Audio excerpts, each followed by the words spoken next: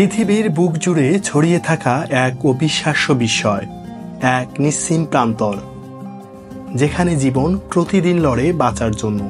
এটা সাহারা, বিশ্বের সবচেয়ে বড় গরম মরুভূমি, প্রায় 93 লাখ বর্গ কিলোমিটার জুড়ে, যার বিস্তৃতি 8টি দেশের ওপর।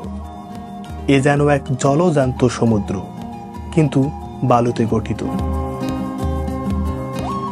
সাহারায় দিনের তাপমাত্রা পৌঁছায় 50 ডিগ্রি সেলসিয়াসের ওপরে, আর রাত নামলে এক নিমিষেই নামতে পারে 5 ডিগ্রি নিচে। একই স্থানে এতটা উষ্ণতা আর শীতলতার বিপরীত, সেটাই সাহারার প্রকৃত রূপ। এই কঠিন বাস্তবতার মাঝেও সাহারায় গড়ে উঠেছে মানুষের বসতি। তুয়ারেগ, এক যাযাবর জাতি, যারা পরিচিত মরুর নীল মানুষ নামে। তাদের মুখ ঢেকে থাকে নীল কাপড়ে, যেন তারা নিজেই হয়ে ওঠে মরুভূমির অংশ। তারা মরুর ভাষা বোঝে, তারা জানে কখন মরু মায়া দেখায় আর কখন তা হয়ে ওঠে মরণ ফাঁদ।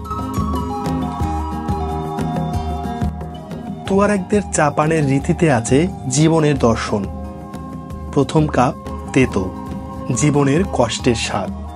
দ্বিতীয় কাপ মিষ্টি, সুখের মুহূর্ত। তৃতীয় কাপ হালকা, ভবিষ্যতের আশাবাদ। এই রীতিই তাদের কঠোর জীবনের মাঝে এনে দেয় সামান্য শান্তি। এই নিষ্ঠুর পরিবেশের জীবনের পথ বেছে নেয় প্রাণীরাও।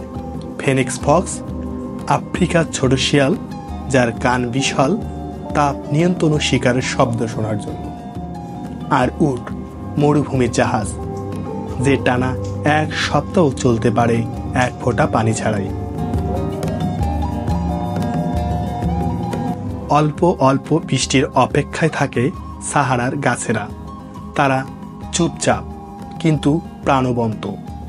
তাদের মূল চলে যায় গভীরে, কারণ পানি তাদের একমাত্র জীবনী শক্তি। রাত নামলেই সাহারা বদলে যায়। গরম বালুর জায়গায় নেয় শীতল হাওয়া। আকাশে ছড়িয়ে পড়ে লাখো তারা। আর তখন মনে হয় সাহারার বুকে যেন এক নিঃশব্দ জাদু ভেসে বেড়ায়। সাহারার গভীরে আছে ইতিহাসের সাক্ষ্য, হাজার হাজার বছর পুরনো গুহাচিত্র, যেখানে দেখা যায় গরুচারণ, নদী পারাপার, উৎসবের দৃশ্য। এটা প্রমাণ করে এক সময় সাহারা ছিল সবুজ, ছিল প্রাণে ভরা।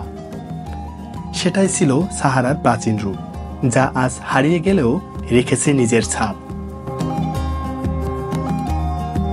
সাহারা কেবল একটি ভূখণ্ড নয়, এ এক জীবন্ত গল্প, যেখানে প্রতিটি ধুলোবালু কথা বলে টিকে থাকার, প্রতিটি পাথর বলে হাজার বছরের ইতিহাস। সাহারার বুকে জীবন চলে নিঃশব্দে, কিন্তু গর্বের সঙ্গে, কারণ এখানে টিকে থাকাই একটা বিজয়। সাহারা, একদিকে নিষ্ঠুর, অন্যদিকে সুন্দর। এই পর্ব ছিল সেই মরুর গল্প, যেখানে প্রতিদিনে সূর্য ওঠে একটা নতুন বেঁচে থাকার প্রতিজ্ঞা নিয়ে।